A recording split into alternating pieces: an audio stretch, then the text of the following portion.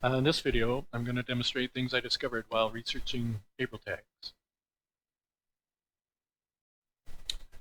You may remember we were using photon vision, a vision processing application that runs on a Raspberry Pi and provides targeting information for AprilTags.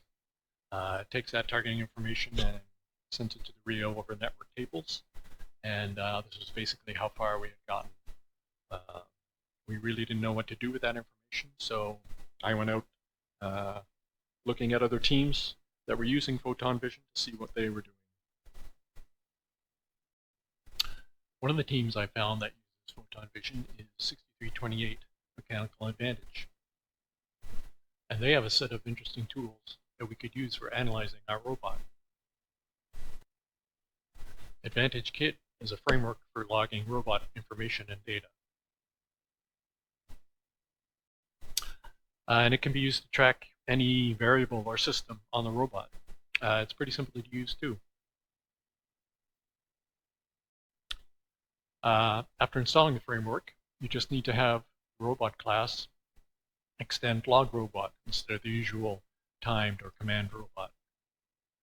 And once you do that, every time the code is built, it creates this build constants file, which holds the repository, branch, and commit information for the code. And then you can take this information and log it every time the robot starts. So you always know what code was used when you create that log file. So with that log file, you can now use AdvantageScope to analyze the data. AdvantageScope is an application that visualizes the log data in really cool ways, and I'll show you some examples a bit later on. So with this tool, you can load a existing log file, or you can connect directly to the robot for real-time analysis. I also noticed you can connect to a simulator.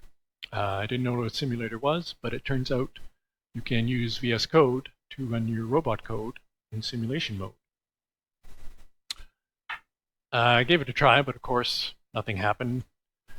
And it turns out nothing happened because our subsystems use real devices.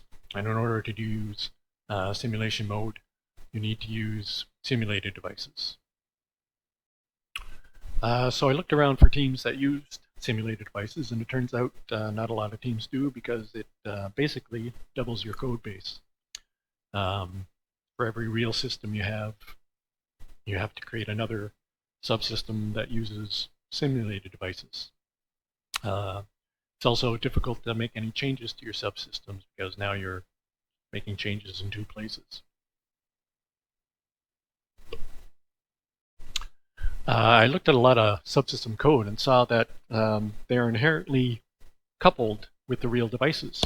Subsystems define the device and make direct calls to the device API.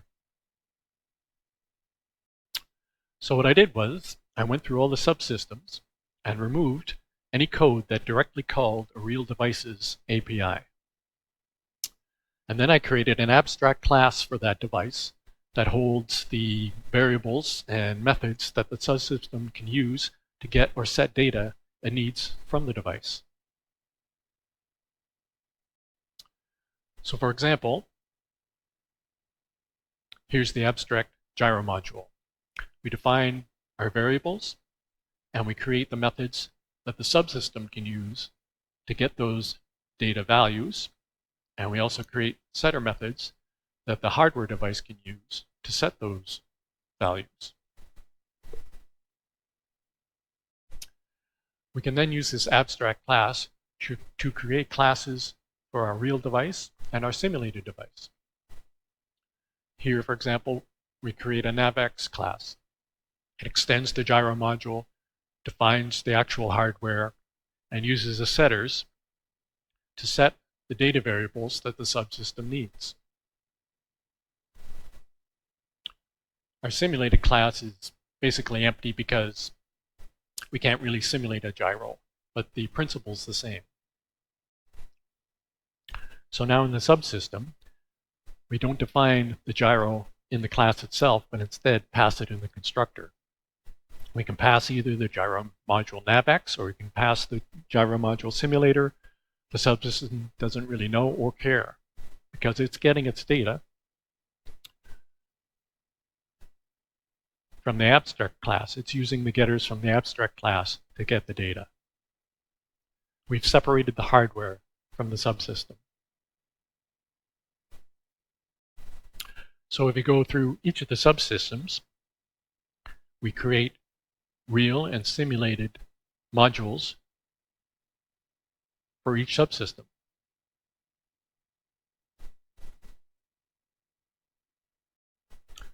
So if we do that for each subsystem, we'll get modules for the arm, real and simulated, for the drawer, real and simulated, for the swerve, real and simulated, and even for the vision subsystem, real and simulated.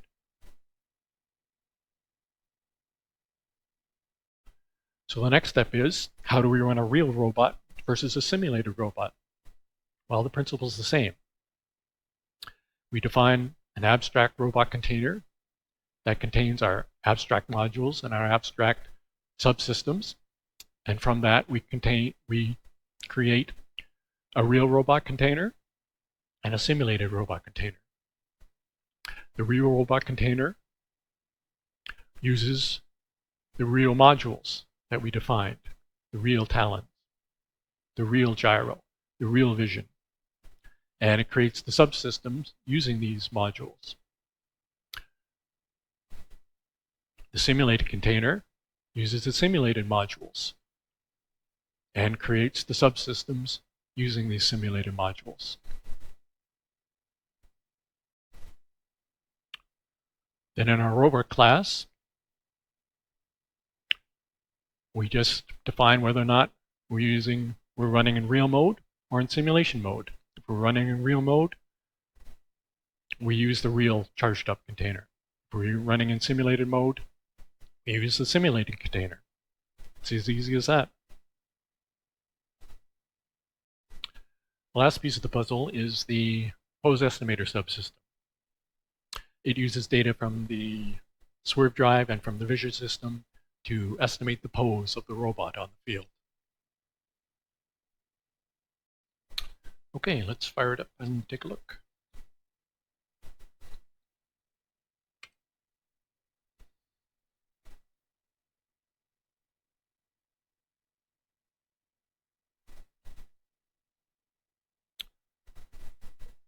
Just switch to this. So what comes up when you run simulation is this simulation window where you can set your robot state, has the timing of how long you've been running, you can assign joysticks, and you can set your alliance. So I have a single Xbox controller, and I'm going to set blue. Okay, now let's go to AdvantageScope.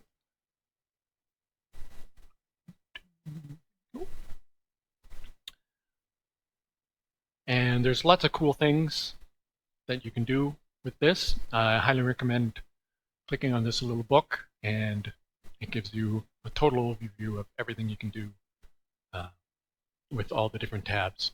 I'm just going to show a few right now, but if you go through it on your own, definitely click on this book. It'll teach you everything. So first thing we have to do is connect to the simulator. As you can see, it basically connects to the network tables. So this is all the data that you can get on the network tables, plus everything that we're logging in our code to AdvantageKit. So the cool tab I'm going to show first is, of course, the odometry. So this is an overhead view of the charged up game. And what we can do is go to our subsystems, our pose estimator, take our robot, and it shows exactly where we are. And then we're going to switch to teleop mode in the robot simulation. And there may be a little bit of lag here because of the recording video, but we'll see. And there we go. So now, here's our robot, and it's driving on the field.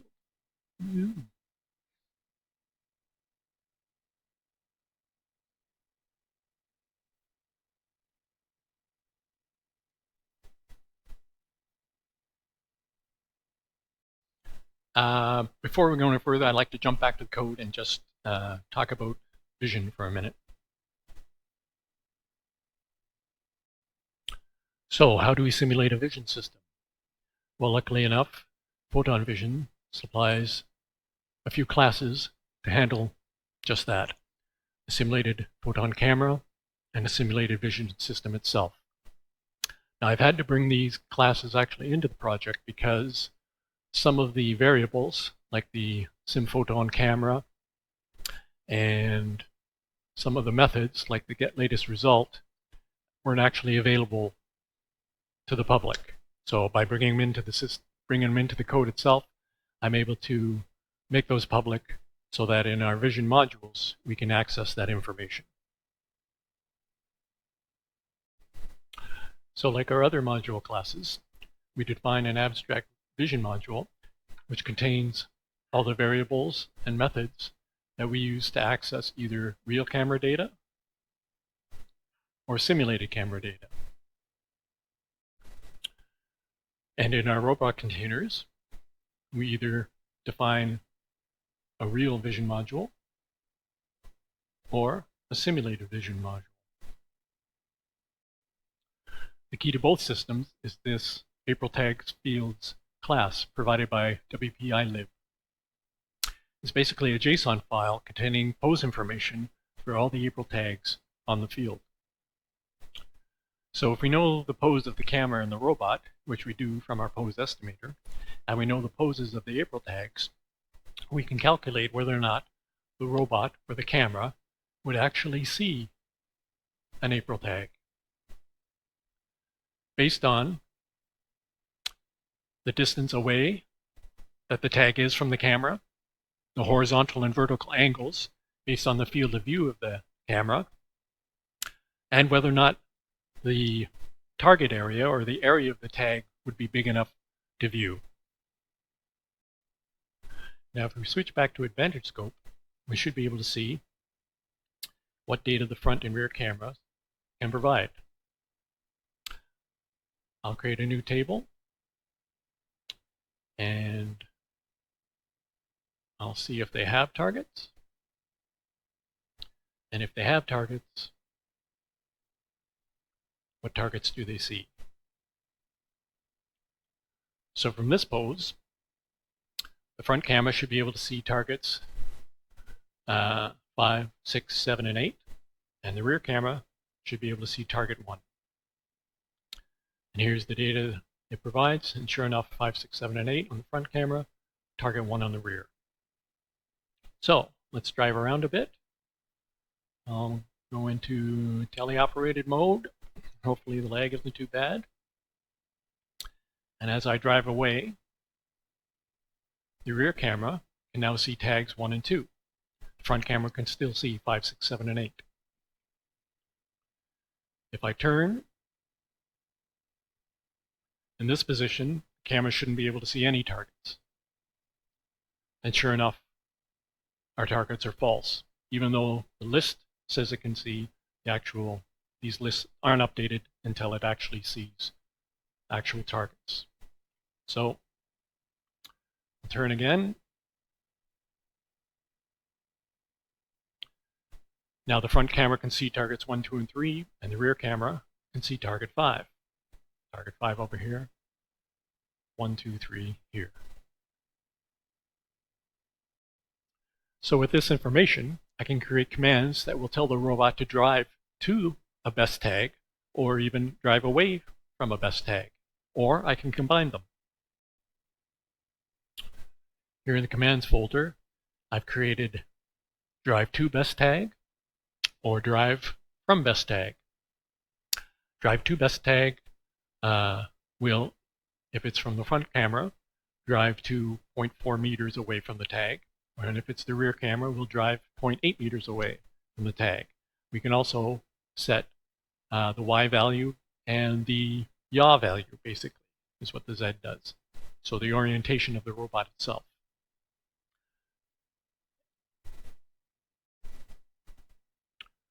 So here on the controller, I programmed a button to drive to the best tag and then drive away from the best tag at a certain distance, what I call the pole strafe distance, which is 22 inches away from the center of the AprilTag target. And let's see how that looks in the AdvantageScope. So this is from the rear camera. So I'm going to turn the robot around and drive close, and hopefully going to line up with AprilTag number 3.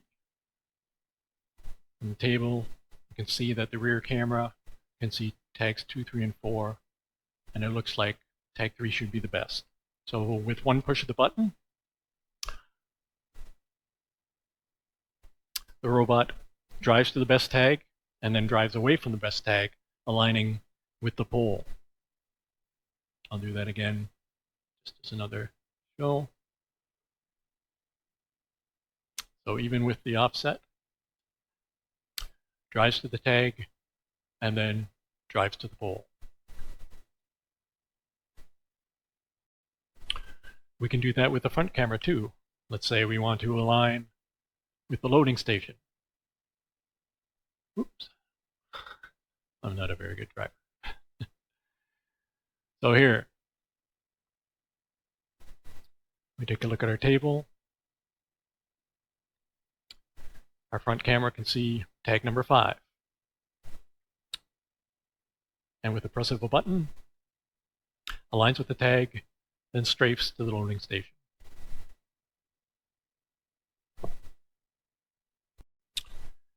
But if we wanted to, we can drive directly to the pole alignment.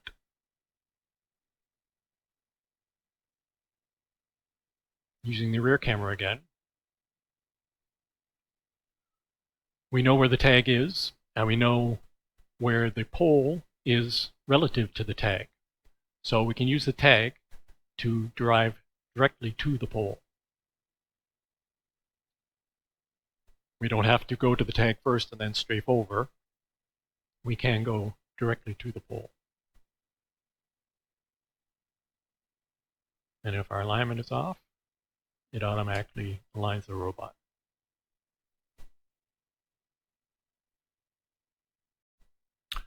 Another thing AdvantageScope allows us to visualize is mechanisms. We can use mechanism classes provided by WPILib to visualize the arm and drawer systems in 2 dimensions.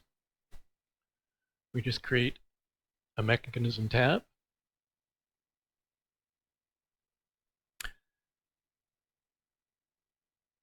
Then we can create a visualization of our mechanism. This is a simple representation, but it accurately shows the state of the arm, drawer, and gripper. And if I do the alignment again, we can see the arm and gripper in action.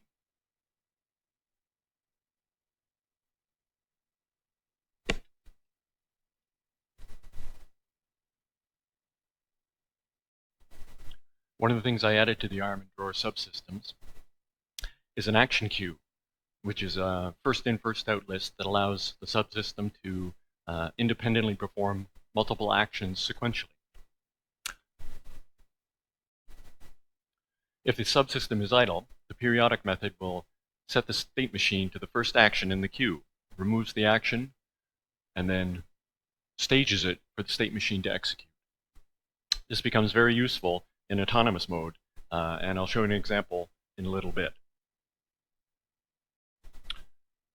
First, I want to show you what I think is the coolest part of AdvantageScope, and that's the 3D field.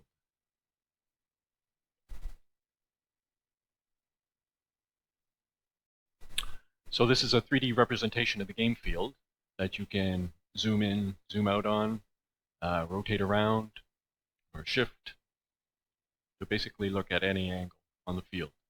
The game pieces and the charging station are static items. In other words, they can't be picked up and you actually just drive through them, but it gives you an idea of where they are on the field. And you notice that the scoring area actually has April tags in them, which is pretty cool. So what we can do here is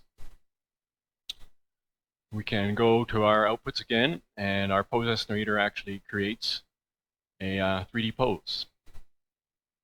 So here we can put our robot on the field.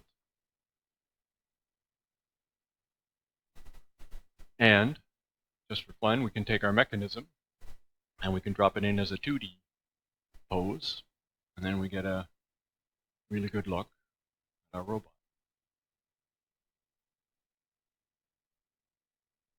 And in the 3D mode, we can drive around just like we did in the odometry tab. So switch to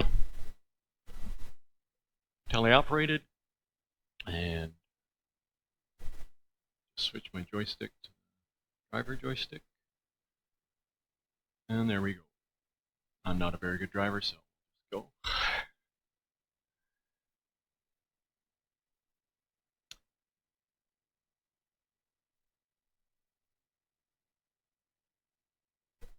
We're in field driving mode. Push a button.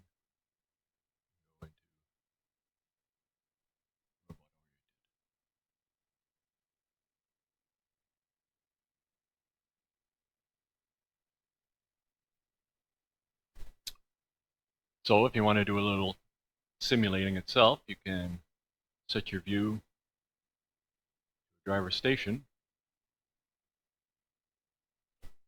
and that'll give you an actual idea of what it's like to drive on the field.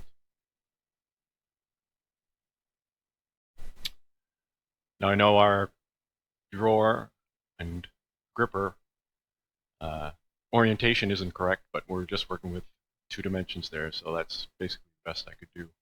I don't know if it's possible to actually make the gripper horizontal, but we can look into that too. And I'll give a little demonstration of the vision system here. So here the rear camera would be able to see tag number 1. Front camera can see 1, 2, 3, 4. Rear camera can see 6. So if we do our alignment again, there we go. So with one button, I'm able to align with the tag, shift to the pole, and deploy the game piece.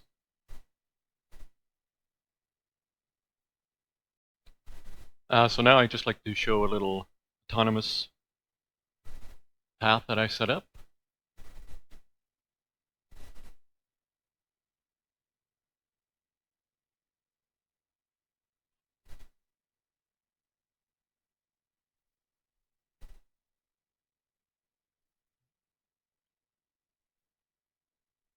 Yeah, so this one I called PP two-piece balance. The PP standing for path planner. So it takes the trajectories from a path planner, and we can intersperse actions from our subsystems at the same time. So in this example, we add these actions to the queue of the ARM subsystem. Move to the drawer, grab the game piece, move to the mid-node height, release the game piece, pause for 2 seconds, and then move to ground. So all these actions will be executed sequentially by the ARM subsystem. And while that's going on, we're going to be waiting for the ARM system to tell us that the game piece has been released. Once that happens, we're going to drive our first trajectory from our path. While we're driving, these 2 actions will be executed by the ARM subsystem at the same time. Once the release is done, we start driving, and while we're driving, we're pausing the ARM for 2 seconds, meaning the ARM stays where it is. I added that command because as the robot was turning, it looked like it might hit the pole on the way by. So if you pause it at that height, it misses the pole and and then moves to the ground.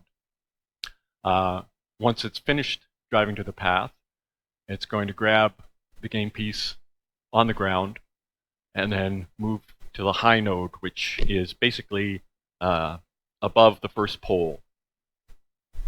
If we move to the mid node height, we might not be able to put the game piece on the pole, so that basically just moves it a little bit higher so we can then move down to place the game piece.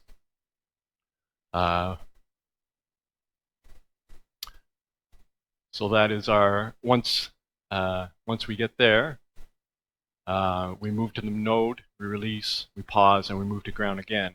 And again, we're waiting for the game piece to be released before we drive away again to grab our second game piece from the floor.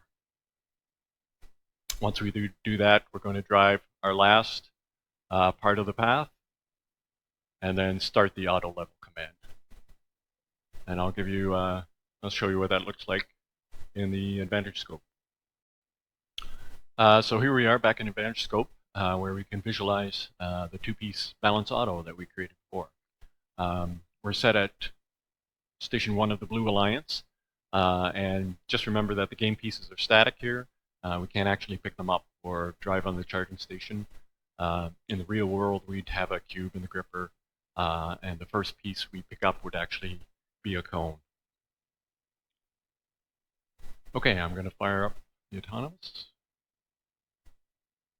So it deploys the cube, drives out, picks up what would be a cone, drives back, places the cone on the first pole, drives back and picks up the second cone, then aligns itself for the auto leveling. That took around 12 seconds, which would leave about 3 seconds left for auto leveling.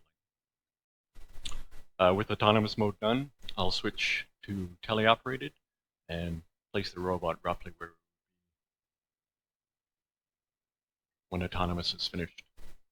And from this position, we can see that the rear camera can see targets 6 and 7.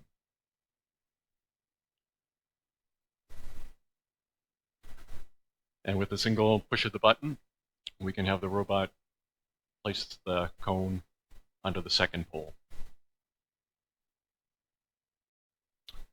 So that's about it. There's a lot of stuff I didn't cover on AdvantageScope and AdvantageKit and in the code itself, but feel free to message me on Slack if you have any comments or questions. I think there's a lot that can be done with this, you know, from building new subsystems or testing PID and testing autos, and it can all be done without the physical robot. So I think it's pretty cool. Anyway, thanks again.